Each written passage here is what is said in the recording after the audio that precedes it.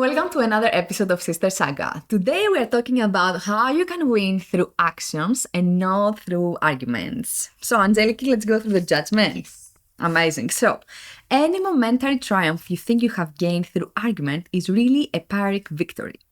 The resentment and ill you will stir up is stronger and lasts longer than any momentary change of opinion. It is much more powerful to get others to agree with you through actions without saying a word. So, demonstrate, do not explicate.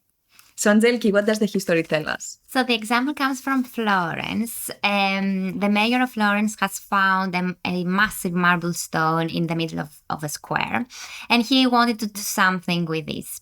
So he asked many artists back then, Da Vinci, to do something with the stone, but no one wanted because the stone was mutilated.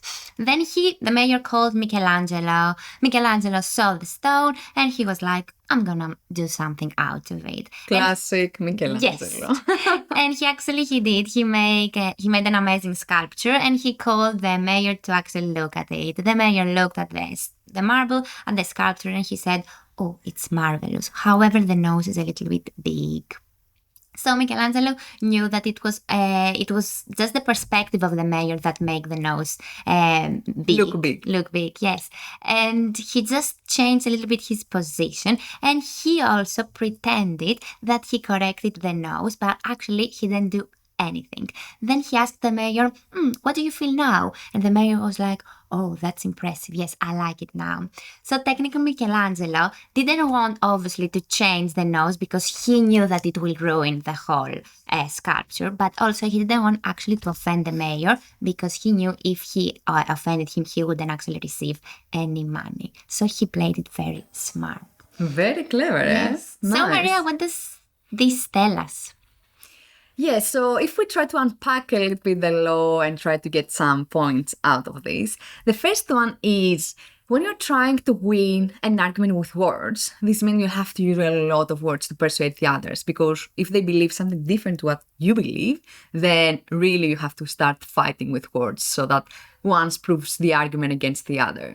Now, the interesting thing is that everything, remember, you say, you cannot take back. And also, the words are interpreted in completely different way from different people. So given your beliefs, given your background, given all the misconceptions or anything you have in your brain, you take this information and you interpret it in a specific way, which can be completely different to what you wanted actually people to perceive from what you said.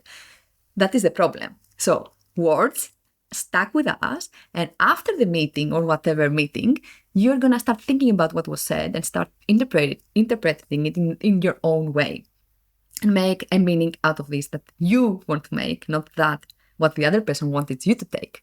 So the point here is speak less and let your action speak for what we are trying to prove. Perfect, because how many times after an argument you just go back and you revert to your old opinion and your own habit, and actually nothing has actually came up from that. So it's really temporarily, so that you may feel that they accept your argument and they agree with you, or maybe verbally in a meeting where they were feeling uncomfortable, or if you have some more power over them, you are like in a higher position than them, they kind of have to agree with you. But behind the scenes, they may resent you or actually revert straight back to their own opinions and start building their own strategies. And actually, we don't want that. Another interesting point, actually I find it very, very interesting because it's really applicable to what I'm doing on my job, is you can start again arguing to prove your point and make everyone agree with you, but when you actually show them and they let them feel and see what you mean and the implications of that, then that is magic.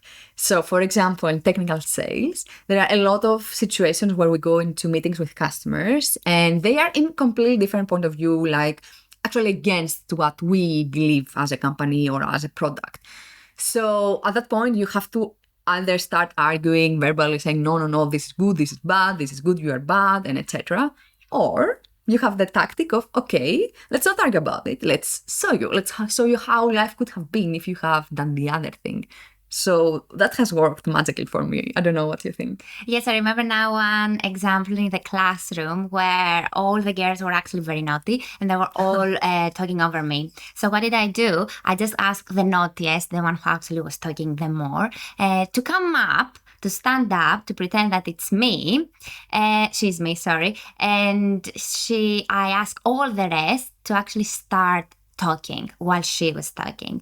And then she realized that, oh God, actually, they all talk over me. I cannot hear anything. I cannot say anything. And after that, they never talked over me again. Very clever. Yes. I really liked it.